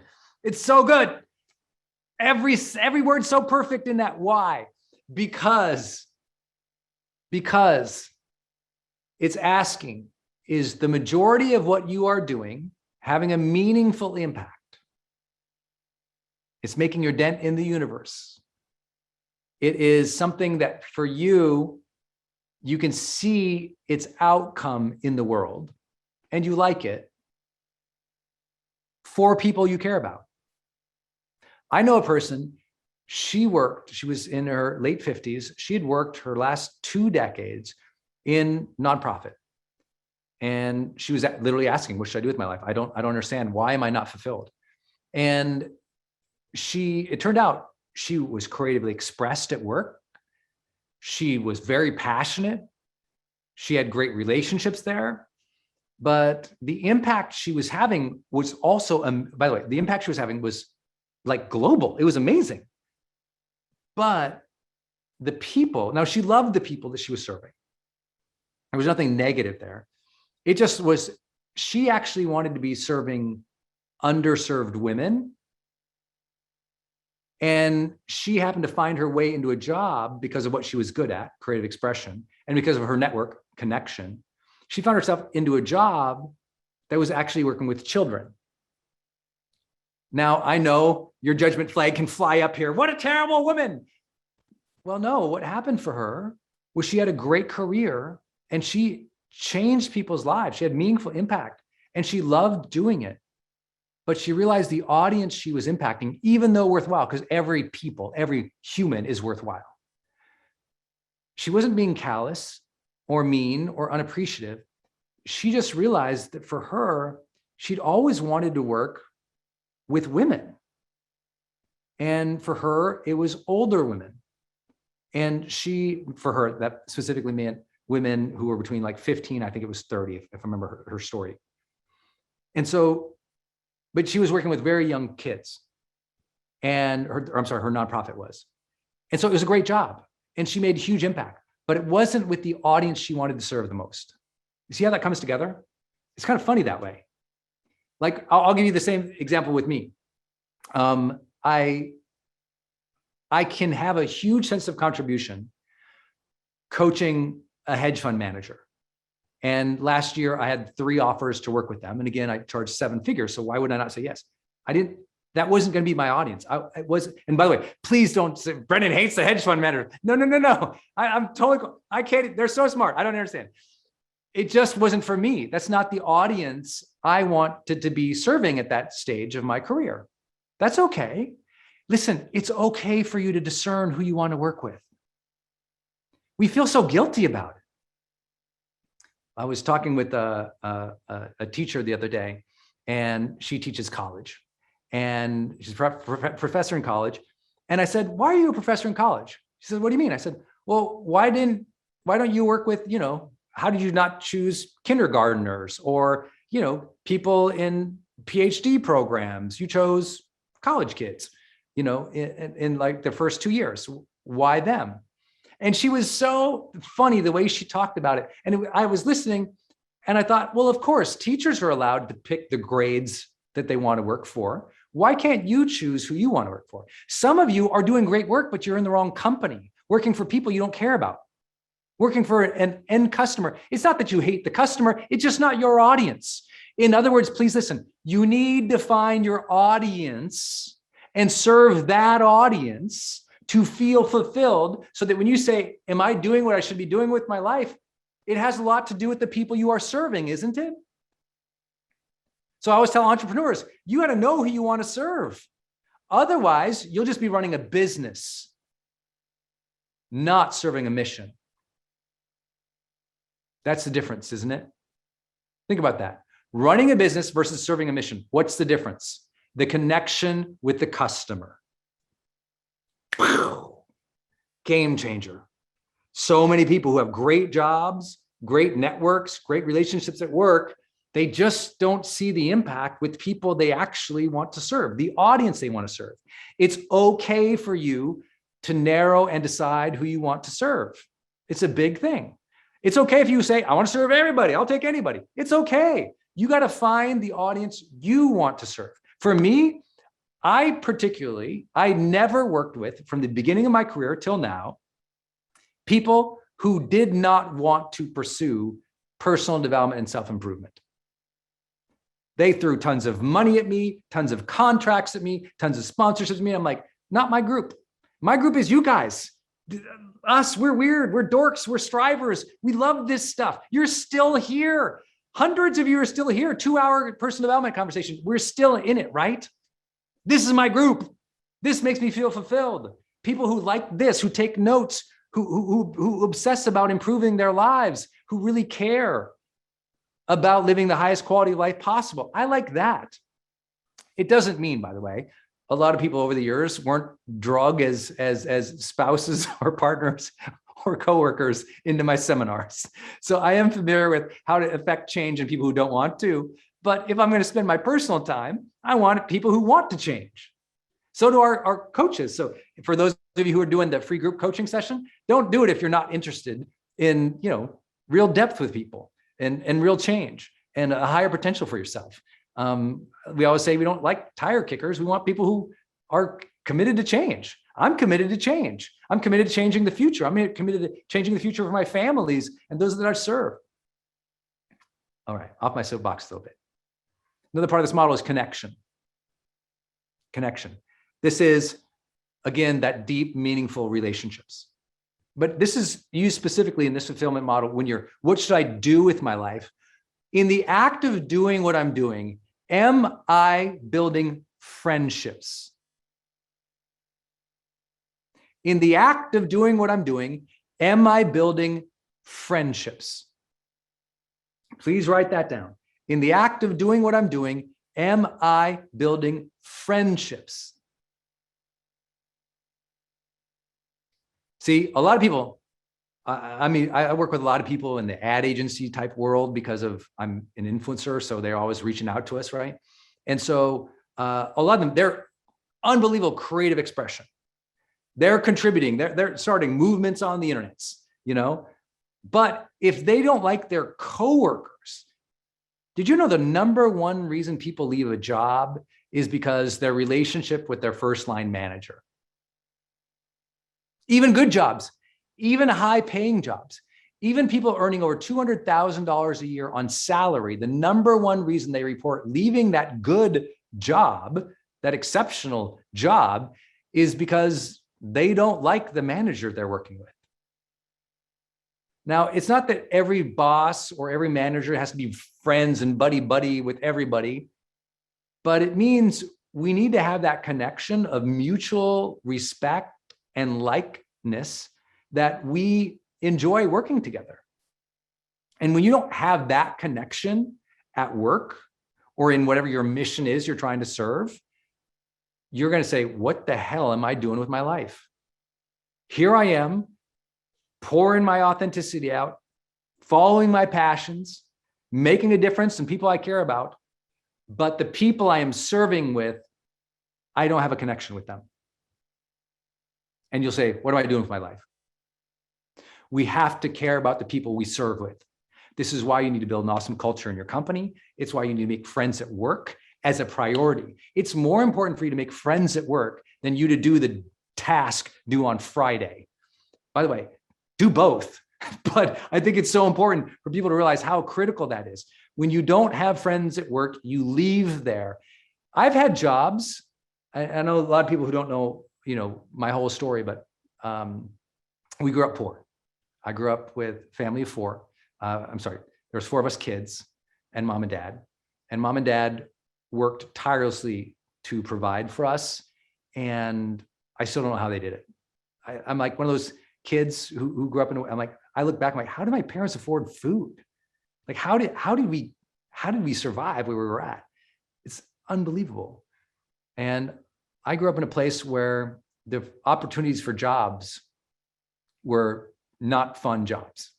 My first job, some of you guys know, was painting chicken coops. And the problem with painting chicken coops is at first you got to clean them. Oh my God, it's the worst job. You have to clean out the chicken coop, wash down the chicken coop, get all the stuff out of the chicken coop, then paint it. It's a tear. It's, for anyone who does that, I sympathize. Was not my favorite job. I did a lot of what are called dirty jobs. I was like hard physical manual labor, painting buildings by hand with a tiny brush, truck driving, mail delivery. I had really hard, difficult jobs growing up.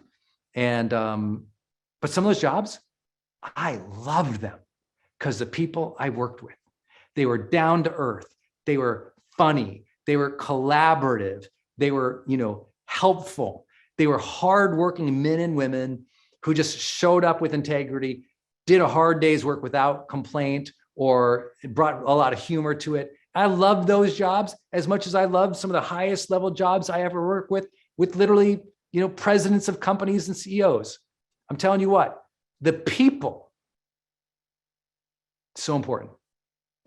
So your job is not just a task, it's to create a culture. You create a culture by creating friendships in that culture. By the way, I know some of you struggle with friendships.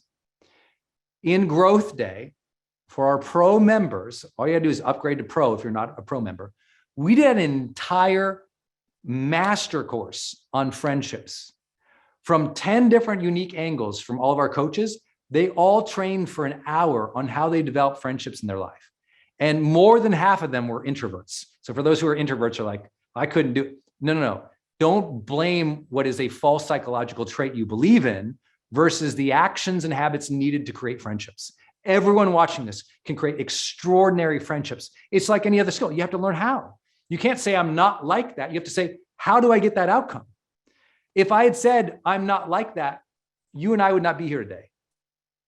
If I had said, because I am a writer, right? So I ride that line between introvert and extrovert. If I had learned, I'm gonna have to shoot videos to promote my books. Well, I'm not like that. I don't like to be on camera. I don't like to talk. I like to write. If I had done that, we would never be here together in this moment, where hopefully you've gotten some value today. I had to say, well, I'm not like that. I don't know how to talk and express myself. I'm not from that. No one expressed themselves where I was from. So I had to learn how to do that. But I had to say, what's the outcome? Well, the outcome is I want people to read my books. I'm going to have to learn how to promote them. I guess I'll have to learn how to talk. And then the internet came along. I guess I have to learn how to talk on the internet. And then, this world is like, I'm talking, you all know I'm in a room by myself talking with you right now.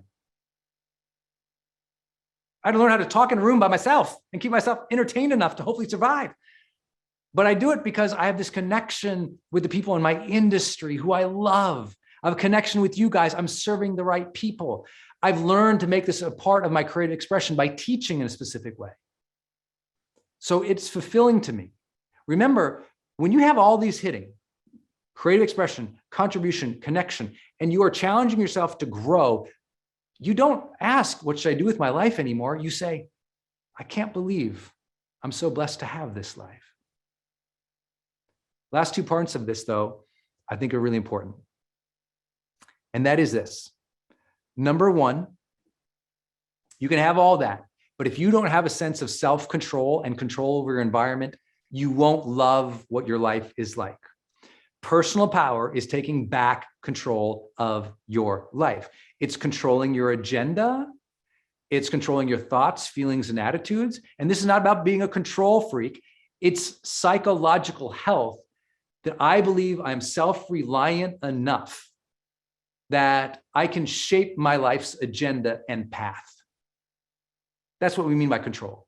I can shape my life's agenda and path, and I can shape and mold and control my reactions to the difficulties and stressors of life. Emotional control, agenda control. It's not about being controlled at an obsessive level. What it means is I have a sense of personal power in my life to improve in these areas, to choose these areas, to deepen these areas. And then the last part of this is none of that model makes sense without congruence. It's what we talked about earlier. Congruence, meaning you are in integrity with the best parts of yourself, your integrity with your highest self. You are living your life in integrity.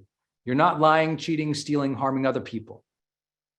You're not living a false life, acting like somebody else to fit in with those other people. You're authentically living. That's congruence. From a base of congruence, we then add personal power so that we can attain more control over our life's agenda and our reactions to life. So we're more intentional and we're more conscientious in how we react. We then explore the world to find our interests, our passions, and ultimately our creative expression that we enjoy. And we allow ourselves grace in finding what that is for us. No one's in a hurry here. We find what creative expressively draws us out, makes us feel alive and expressed. We make sure that we are contributing meaningful impact to people that we care about, to the audience we want to really serve. And we have a connection with those who we are serving and with those who we are serving with. When we have those things, we're more likely to have fulfillment and have that beautiful moment where we get to say, oh, I feel fulfilled. I feel like I'm on my path. I'm doing the right thing. I'm happy with where I'm at. And we don't wander and wander around, go, what should I do with my life? Instead, we go, how blessed it is that I get to have this life. I get to serve this mission. I hope today that you fell a little in love with Growth Day. I hope that you enjoyed being here today together. I hope you'll take advantage of, if you want to go deeper with us in any way, we have two options for you today. They're so simple. One, you can schedule a free group coaching session to talk to a coach if you need some support in finding your thing. Or if you happen to be my career, I'm guiding a group of people through this next year to build their own brand and their own business in my space of being an influencer, creator, thought leader. If you're interested in that, that's my mastermind. Those are the way I'm supporting people this next year outside of Growth Day. I hope that you'll consider those. One's free, one's really expensive. So full disclaimer on that. But I hope that you also enjoyed this. If you like this, this will be a replay available for Growth Day Pro members, just like every single training that we do in Growth Day. Growth Day Pro members get all those live weekly coaching sessions taught by literally billionaire, taught by the most requested motivational speaker in the world, taught by wealth advisors, taught by people who teach you tapping and wellness. I mean, just an unbelievable set of coaches who go live every week. In 2022, we'll be going live every Wednesday. We're calling it Wednesday Wisdom for Growth Day Pro members. That will replace our Tuesday and Thursday. That will allow more of you to attend and more of you to attend and see two people. So it'll be Wednesday Wisdom in the new year, which everyone's pretty pumped about if you haven't heard that announcement yet. We'll also make sure that everyone gets the replay a little better right after the replays. That's our Growth Day Pro members. If you're not a pro member, please upgrade, because not only do you get special trainings like this, you get the replays, and every single week we go live. And it's just an incredible way to deepen the mastery by having something like this. Because if you enjoyed this, we do this every week. So tell somebody about Growth Day today. Somebody you know wants to kick off this next year in a strong way, so let them know about Growth Day. My next training will be on New Year's, and I'll be breaking down what to do on the daily, the weekly, the monthly, and the quarterly to improve your life and set your life up to be really extraordinary at a very tactical, operational level this next year. Today was helping you think through it, understand the key ingredients that will be necessary to love your life. My January 1st training will go even further into that. And on our January 1st training, we'll also be doing breakout groups to share our New Year's goals, our obstacles, and what we need support on. Today's was more of a teaching and training for all of you, and I hope that you enjoyed it. I want to thank you all for being here today, for making personal development a way of life, understanding that self-improvement is always possible, understanding that your life matters, you can improve. The next chapter holds really good things for you. And I appreciate each and every one of you. And I want to let you know from personal level, your support of Growth Day this year has meant the world to me. It's not easy to start a new software company. It's not easy to roll out an app. It's not easy to work with this many engineers and team and everything that we do to bring so much to you guys every single day in the Growth Day app. So thank you for your early support of this. Thank you for believing in me and my team and all of our coaches. On behalf of all of us, I hope that you finish this year in a positive mindset, optimistic for next year, realizing that it's true. Every day you get to choose your attitude. Every day you can live the life that you desire by aligning with more intention, by aligning with what makes you feel alive, by deepening your relationships, by pursuing things that matter to you, and by challenging yourself to continually grow by engaging in things like this in personal development. I love that we ended this year together this year. I love that we'll start next year together, because we all realize in this community of strivers worldwide, every day is a great day to grow together. Thanks, everybody.